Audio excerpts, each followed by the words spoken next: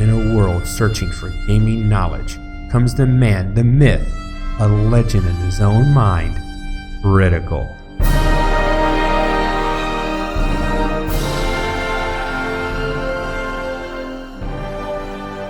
Welcome back, guys and gals, Critical here. Today I'm bringing you a different type of episode for Subsistence. We have a lot of new players coming into our community, and there's been a lot of questions on what is easy, normal, hard, and co-op. How does it start? How does it play? What's the differences in loot, animals, hunters?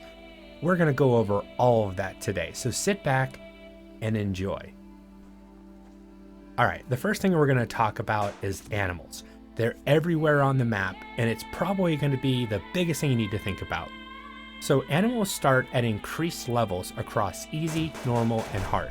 Meaning if you start an easy campaign, you're probably going to see level 1s, maybe the occasional level 2. You start on normal, you're going to see anything from level 1 to level 3. On hard, you'll see animals basically level 2, level 3, and rarely a level 1. Cougars will not spawn until a BCU is placed on easy and normal, and spawn from day 1 on multiplayer. They will not flank level 1 in easy and normal. What I mean by flanking is a level 1 on easy and normal is going to run directly at you, just head on. A level 2 or level 3, when you do aggro it, will normally try to go left or right to come to your flank, to come around to your side. And you'll have to track it until it finally decides to charge at you, and that's when I typically attack it. On easy, there's a 43% reduction of predators on the map. Cougars spawn after a BCU is placed.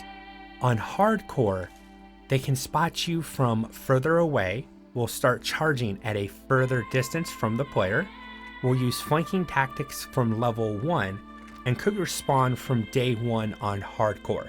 This makes it easier on easy, but makes it much harder on hardcore. Now, not only do the animals that attack you act differently, your rabbits and your chickens and deer, they will see you from further and start running away, which makes getting that first meal so much harder on hardcore. So keep that in mind. You're gonna have slim pickings there for a while. At least the fish, they don't care what difficulty it is. They're always ready to eat, and you can eat them as well. Alright, let's talk about the hunters. Regular hunters will move into the world 2 days after a BCU is placed. It was previously 3. And rogue hunters also start moving into the world much earlier, as they were previously mostly a later game addition. So as you're running around the world, once you place that BCU, you might see a foundation with 1 or 2 hunters, maybe a second one, and then when you're running through the woods, you might come up on a rogue hunter camp. Be on the lookout for that. They can definitely surprise you. All hunters take longer to gear up across easy, normal, and hardcore. The max number of hunters, the base building kind, is 2 on easy, 3 on normal. Hardcore and co-op, it's 4, with a max of 3 per targeted base. The rogue hunters, these are the hunters that don't actually build bases. You'll find they have a campfire. They'll either not have shirts on, or if they do have shirts, they're going to be short sleeve shirts. That's how you can identify a regular hunter from a rogue hunter when they're not actually at their base. The max number of squads on the map at any given time is 2 on easy, 3 on normal, and then once again 4 on hardcore and co-op. Rogue hunters are really fun. They provide a lot of wood, lots of wood from rogue hunters. I highly encourage you to use the rogue hunters to gather wood for you. In the last update, Cole Games added hunter mega bases, or fortresses. The fortress is the 3rd base that the hunters will construct. On easy mode, the hunters will abandon their smallest base sometime after it's constructed and start constructing a fortress. Their old base will decay and disappear over time. The fortresses are really fun. There's usually a lot of hunters. When I attacked the fortress a couple times from my channel, I would routinely find up to 11 and 13 hunters at the base. I would capture a couple of the people on the outside. I'd say maybe 3 or 4, and usually the rest were internal. Also, something you need to be careful of. When I attacked the fortress the one time, I was attacking the hunters on the outside and a couple that were on the balconies, and I had a hunter come from the fishing and literally come right up behind me and shoot me in the back of the head. So you need to have a pair of eyes on the back of your head when you're going up against these hunters, because yeah, you never know where they're going to be, and now that they can roam the map, they can jump you where you least expect it. Now, talking about hunter attacks, they have a few different attack models. They have that periodic attack, meaning just every once in a while they're going to come out and attack you. They have a revenge attack, meaning after you have aggroed them. And by aggro, I mean if you run into their area and they see you and they start chasing you, they are aggroed. Or if you take a pop shot at them and hit one of them, they have been aggroed. No matter how that encounter ends, either you kill them or they kill you, usually within 24 hours, roughly the next day, the next in-game day, the hunters are going to come back and attack your base. Now, you do have an ability to adjust the hunters in the startup menu of your world. You can go in there and you can change how the hunters attack you or don't attack you. You can have it just revenge attacks, meaning only after you've attacked them. You can have it set up for no attacks, meaning even if you've aggroed them, even if you killed them, they're never going to come to your base and attack you. But if they see you in the world or you attack them, they will defend themselves. Or you can set them to normal, where they'll do periodic attacks and revenge attacks. So let's dive deeper into the hunter attacks. Longer attack duration on hardcore than on easy and normal. An extra attack time is added if in co-op. What that means is in hardcore, they attack your base for longer than in normal or easy. And then if you're in co-op, it adds extra time on top of that. So in hardcore co-op, you have the longest duration of a hunter attack on your base. Days between unprovoked attacks. These are those periodic attacks. They just attack you just because they're jerks and they want to kill you. 4 days on easy, 3 days on normal, and 2 days on hardcore. And as far as Cold Games has told me, that's across the board, including co-op. Now, if we're talking about hunter attacks, we probably want to talk about the save system within the game. On easy mode, no autosave on death, with the ability to reload the previous save. What that means is, if you die on normal and hardcore, it just automatically saves, and you can't undo that. But on easy mode, it doesn't do an automatic save, and it gives you the ability to reload the last save. And the game currently has a save time of about 2.5 minutes. The game will save. You can also manually save your game by hitting F8. And if you die on easy mode, you'll have the choice, respawn or reload the last save. And that will basically turn back the time. If I could turn back, I promised us I wouldn't sing, so I'll stop. I'll stop. But you can basically turn back the time, and it's so hard not to sing, and go back to that last save that you had, but you'll lose any progress between when that save was made and when you died. Just keep that in mind. And like I said, on normal and hardcore, the game automatically saves on death, and there's no reload of the last save. Let's talk about the death penalty. On easy mode, when you die, you drop a backpack. This backpack will persist for 15 minutes, and you lose nothing if you get your bag back. If you close the game without getting your backpack back, it is lost. There's nothing you can do about it. It's just despawned from the world. So try not to do that. It really sucks when that happens. On normal, there's more of a death penalty. When you die, the bag will persist for 10 minutes, and you lose 1/3 of all stackable items. They are destroyed, including the ammo in your weapons. And you also have a chance, 25%, of losing 1 clothing item.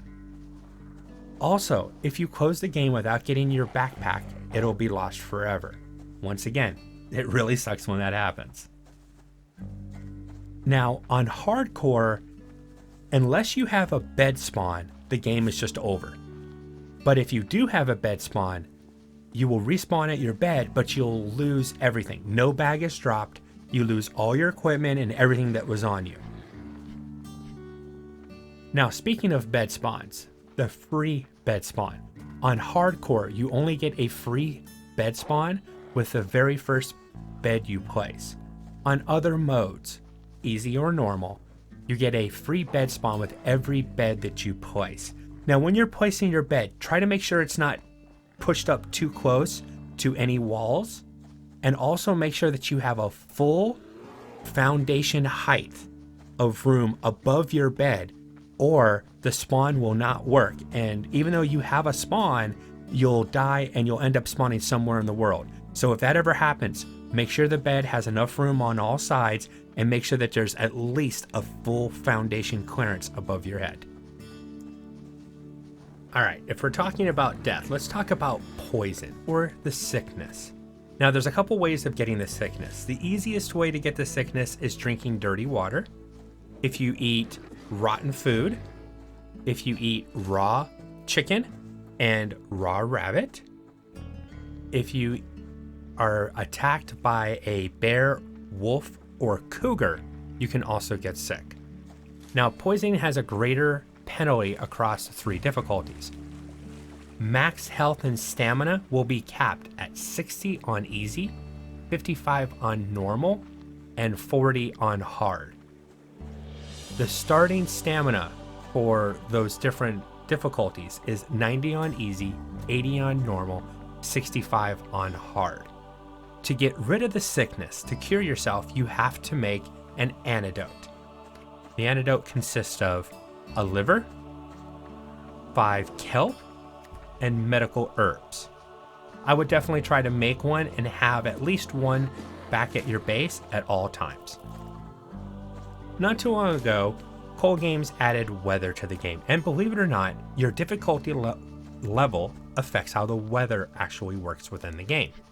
On easy, the weather fronts will drop the temperature by less than 1 on the other modes. So easy, it doesn't get as cold. Normal gets a little bit colder, and it gets the coldest on hard during storms.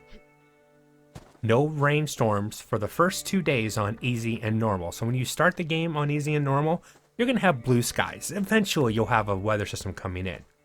In hardcore, on day 1, you can get a thunderstorm. So keep that in mind. Fortunately, it doesn't put out your fire. So if you don't have a roof and you've got your campfire, it's not going to put that out. But it can make you wet, which can make you cold. Being cold in the game can lower the food buff that you build as you are eating better and more cooked foods. So like a steak or something gives you some wellness, basically stamina and health. But if you're cold, those will start decreasing over time. The colder you are, the faster that will go down. And the sickness will also make your wellness / stamina and health go down as well. Now, the loot that you find in the game is also affected by difficulty. There are less loot crates and loot within those crates. There are less ore nodes and vegetation, fibers, blueberries, that type of stuff on the hardcore mode. Easy and normal, it's just the normal gameplay. Everything's the same. But if you play hardcore, you'll have a scarcity of resources, making the game that much harder. Starter kits. They are definitely affected by your difficulty that you choose. On easy, non-co-op, you get an axe, a 9mm, a glow stick, a bandage, a match, a canteen filled with clean water, 8 9mm rounds, that's 1 in the weapon and 7 in your bag, 1 apple, and you're wearing a pair of pants. Now, when you die, all those items respawn until you place a storage unit or a BCU. Once you've placed one of those, the 9mm will no longer respawn, the 9mm rounds will no longer respawn, and you no longer get a free apple. Also, once you've done that, your canteen will no longer be filled with clean water. This is done to stop players from starting the game, putting down a storage crate, dropping everything off in there, and then going and killing themselves and trying to build up that starter kit. It's meant to keep the game clean. Things get a little harder on normal non-co-op. You still get an axe, a 9mm, a glow stick, 1 bandage, 1 match, a canteen with clean water, 8 9mm rounds, 1 apple, and a pair of pants. Once again, once you've placed a storage unit or the BCU, the 9mm no longer spawns, the glow stick won't spawn, you will no longer have a canteen, period, and there will be no apple and no 9mm rounds. Also, please note, free canteens do not carry over saves. That goes for easy as well. So if you have a free canteen and you exit and save the game and come back in, that free canteen is not going to be there. It doesn't carry over saves. And of course, it's a little different on co-op. Normal and easy co-op, you get an axe, a glow stick, a bandage, and a canteen, and a pair of pants. The canteen will stop spawning once you've placed a storage box and or BCU. Now, it's a little bit more restricted, it's a little bit harder, but you have multiple people there to help you. So it's a little harder, but as long as everybody works as a team and help everybody out, it shouldn't be too hard for you. And last, but assuredly not least, hardcore, solo, and co-op. You start with an axe, a glow stick, and a pair of pants. And that is it. There's no respawn without a bed, and even if you have a bed with a spawn on it, you die and lose everything. You spawn with nothing but your pants. Alright guys and gals, that is how different difficulties affect the different systems within the world of Subsistence. If you're looking for specific information, look in my YouTube channel. You'll see Subsistence Game Guides. I haven't gotten everything in there that I want, but I'll run you through how to make a fire. I talk about how to cure the sickness, how fishing goes, how to get your bag back if you have an animal which is spawned or staying around near it. A lot of good information for new players. I hope you guys have enjoyed this content. If you have, drop a like, consider subscribing, and I'll catch you guys in the next one. Take it easy. Bye.